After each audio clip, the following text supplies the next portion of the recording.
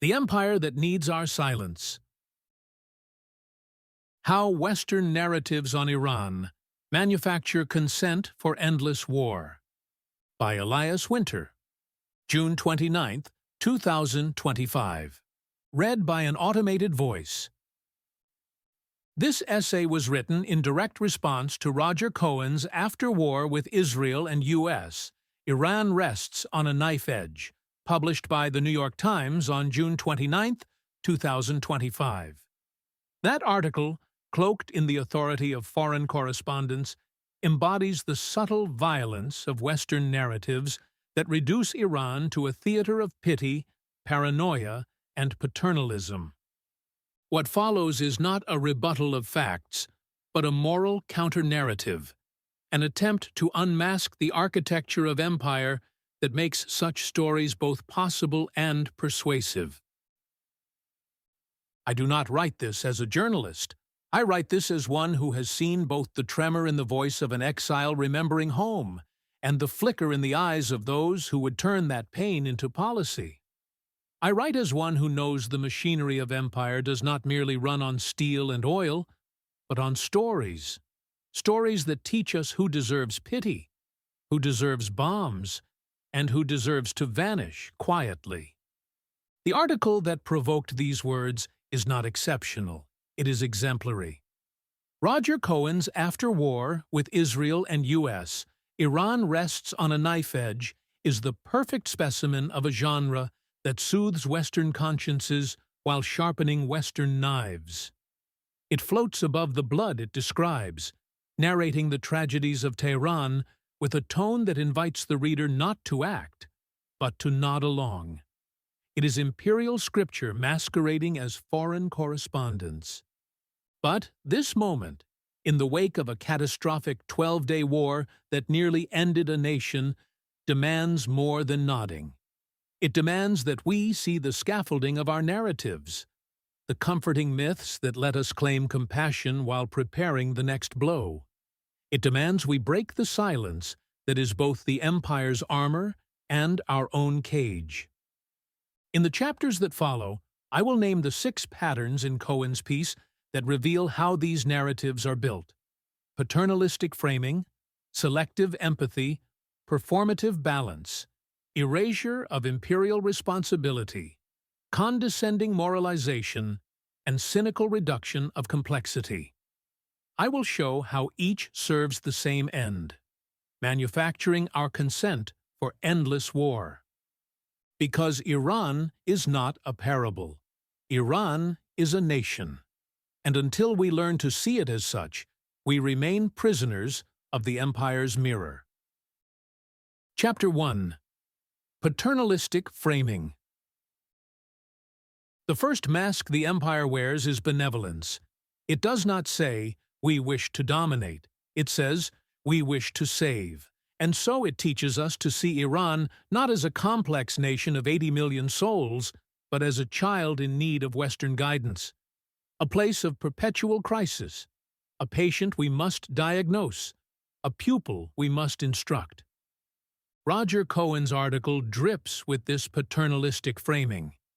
He opens with Roxana Saberi's trauma, a trauma real and harrowing, but he uses it as an emotional anchor to make Iran's suffering legible only through Western eyes. The Iranian state becomes a menacing father figure. The Iranian people, wayward children who must be freed from his grasp. Every observation is filtered through outside authority. Cohen's expert sources, European think tank analysts, and diasporic voices who speak from the safety of Paris, London, or Washington. Even when Iranian officials or citizens are quoted, their words appear as curiosities, evidence to be examined, not testimony to be heard. This framing is not a small sin. It is the keystone of imperial propaganda. Because if Iran is a child, then we are justified in disciplining it. If Iran cannot govern itself, we must intervene. If Iran's choices look different from ours, it is because it is irrational, backward, or broken. Never because it has a history, a logic, or a right to sovereignty. The tragedy of this paternalism is that it kills compassion while pretending to offer it. It teaches readers to pity Iran while denying it the dignity of adulthood. And so the bombs we drop are rebranded as lessons, the sanctions we impose as tough love, the military bases we surround it with as guardianship. Cohen's piece is not unique in this. It stands in a lineage of Western writing on the global South, from the white man's burden of Kipling to the liberal interventionism of the modern editorial page, where distant lands are described not as equals but as wards of our superior civilization. It is easy to read such prose and imagine ourselves humane. It is much harder to admit that seeing others as children is the oldest lie of empire. Chapter 2. Selective Empathy. Empathy, when wielded selectively, becomes a scalpel of control. It slices the world into those whose suffering we choose to feel, and those whose deaths we ignore. It teaches us to cry on cue for the chosen few while never asking who set the stage. Cohen's article invites the reader into a carefully curated gallery of grief. Roxana Saberi's memories of Evan prison, the diaspora's conflicted longings, the anguish of a family watching war from Dubai. But there are absences that shout louder than any included voice. Where are the poor of Khuzestan, bombed alongside refineries built on their land? Where are the mothers of soldiers who died in Israel's airstrikes? Men who never dreamed of politics but were conscripted by a state that sees them as disposable? Where are the farmers whose lives wither under the yoke of sanctions that Western papers so rarely examine? This is not accidental. Selective empathy is how empire maintains its moral self-image. It directs our tears to stories that humanize the people we might want to save, while erasing those whose deaths we tolerate or cause. By placing the diaspora's fears at the center, Cohen makes Western readers' identification with Iran dependent on proximity to Western lives, passports, and respectability. There is no space in this framework for Iranians who resist both the regime and foreign domination, who believe their nation deserves dignity free from mullahs and Marines alike. There is no empathy for the millions who reject both ayatollahs and the violence of American exceptionalism. Their complexity would muddy the clear lines of pity and blame Cohen's narrative requires. Selective empathy is worse than indifference. It is an active training of our hearts to beat only for those who fit the story of enlightened intervention. It makes us feel moral while preparing us to support wars that kill the very people we claim to grieve. Until our empathy includes all lives, enemy and ally, secular and devout, rich exile and poor villager, it is not compassion. It is a weapon. Chapter 3. Performative Balance. The empire is too clever to speak only with one voice. It knows that monologues are easy to dismiss, but a dialogue, real or staged, can project the illusion of fairness. And so it constructs a theater of balance, where conflicting opinions are presented not to deepen understanding, but to consecrate authority. Cohen's article performs this dance masterfully. It pairs hints of hope, President Pezeshkian's vague calls for reform, with ominous warnings of Iran's supposed instability.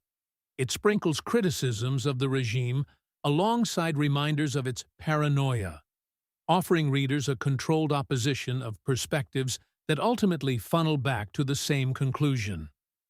Iran is dangerous, irrational, and in need of external correction.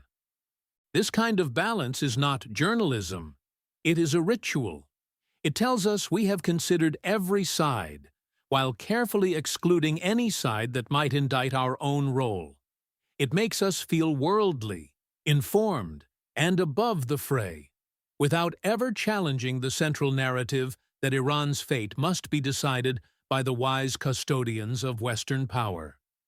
Performative balance also obscures root causes. It weighs the Iranian state's repression against Iranian resistance, but never against the decades of external sabotage and isolation that shaped both. It presents hardliners and moderates as two poles in a vacuum, as if the Ayatollah's paranoia were born from thin air, rather than from coups, sanctions, assassinations, and a world that has taught Iran, again and again, that sovereignty is a sin. True balance would require grappling with how Western interventions, from the 1953 coup to present-day economic warfare, created the very dynamics we now lament. It would mean examining how our governments fuel the hardliners they claim to oppose. But that balance would make Western readers uncomfortable, and so it is omitted. Performative balance does not inform, it sedates. It reassures us that we are reasonable people consuming reasonable journalism, even as we absorb a narrative designed to make endless confrontation feel inevitable. Chapter 4. Erasure of Imperial Responsibility. The Empire's most essential magic trick is making itself invisible. It narrates the tragedies of others with solemn authority, but never allows its own hand to appear on the stage.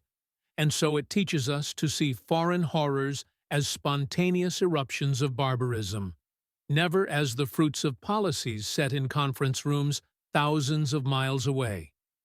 Cohen's article exemplifies this erasure with clinical precision.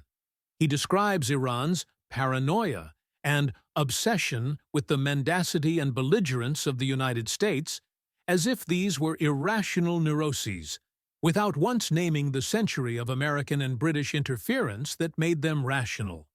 He recounts the fear and trauma of Iranians, but leaves the reader unaware of the 1953 CIA coup that toppled their first elected government, the decades of brutal dictatorship propped up by Western arms, the U.S.-backed support for Saddam's chemical warfare in the 1980s, or the punishing sanctions that target civilians more than generals.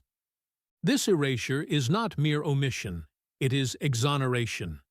It wipes clean the ledger of imperial crimes, allowing Western readers to approach Iranian suffering as spectators rather than as implicated participants.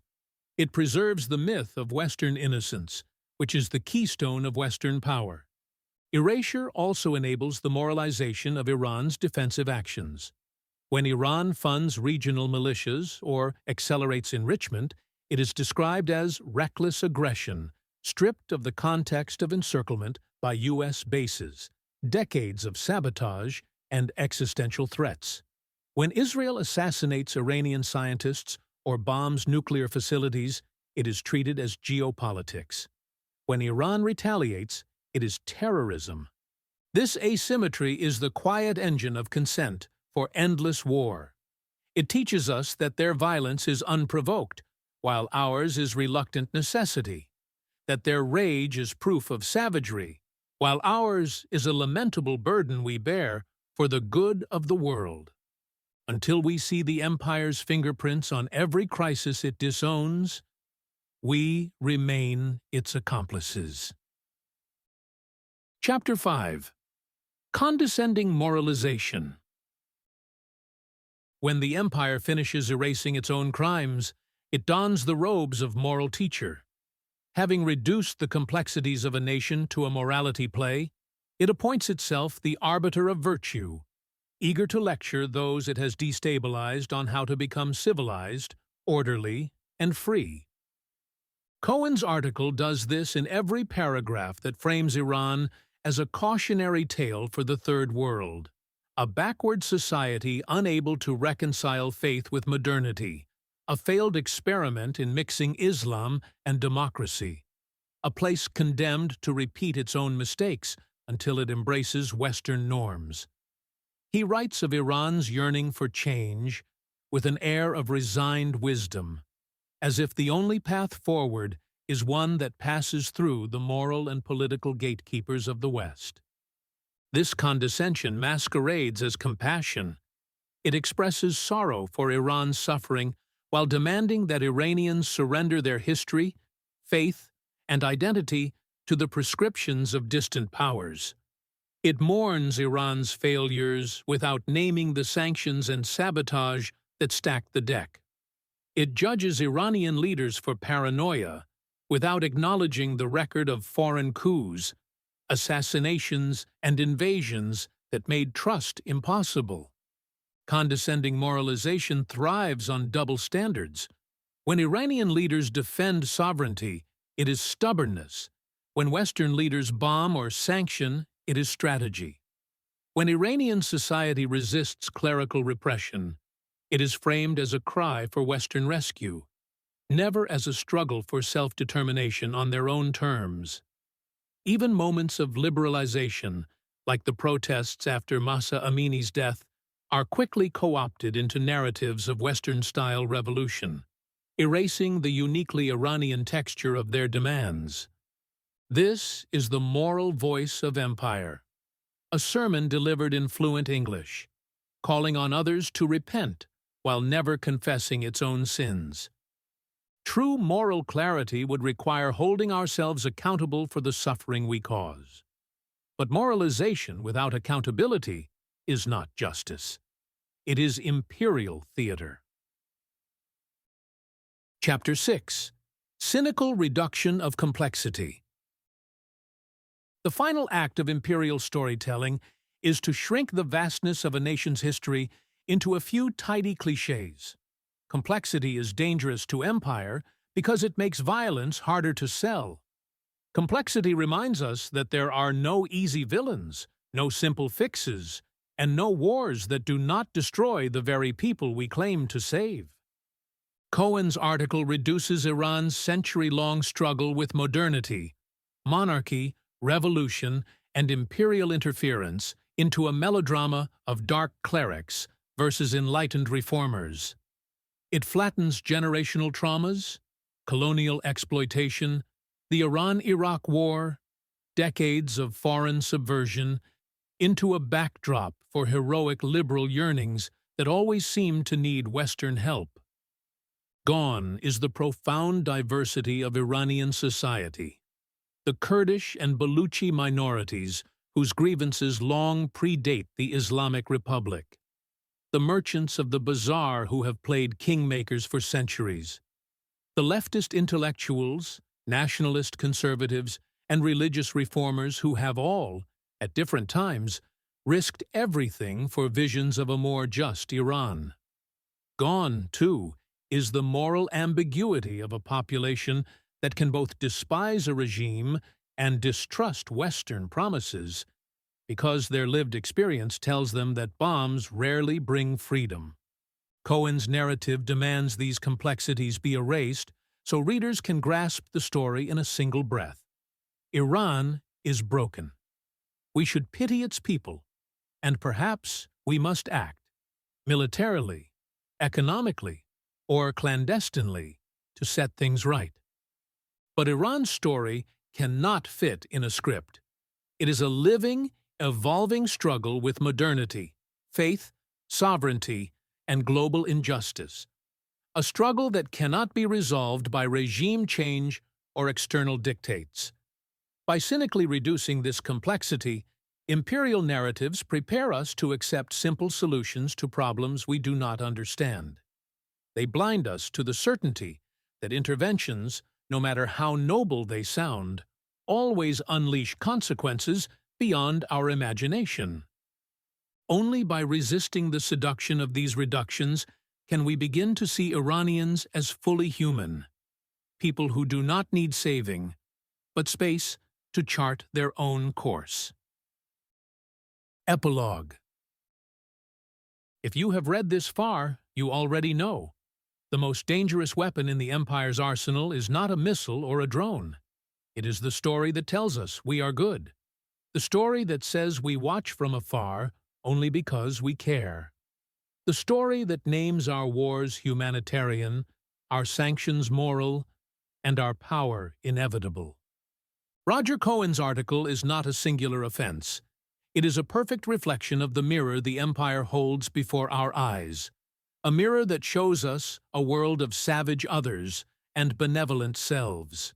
And as long as we keep gazing into that mirror, we will find endless reasons to kill and call it mercy. The task before us is not to write better stories within the empire's script, but to refuse the script entirely. To see Iran and every nation our governments demonize, not as a cautionary tale or a pet project, but as a place of real people who live, dream, mourn, and resist. We must break the mirror that flatters our ignorance and confront the face of our own complicity. We must learn to listen to those who do not need our pity or bombs, only our respect. And we must unlearn the reflex that sees crises in other lands as opportunities for our intervention. The empire needs our silence to survive. Let our refusal to remain silent be the first act of a different story, one that honors the sacred right of all peoples to be the authors of their own fate. Elias Winter, author of Language Matters, a space for reflection on language, power, and decline. Thanks for reading Language Matters. Subscribe for free to receive new posts and support my work.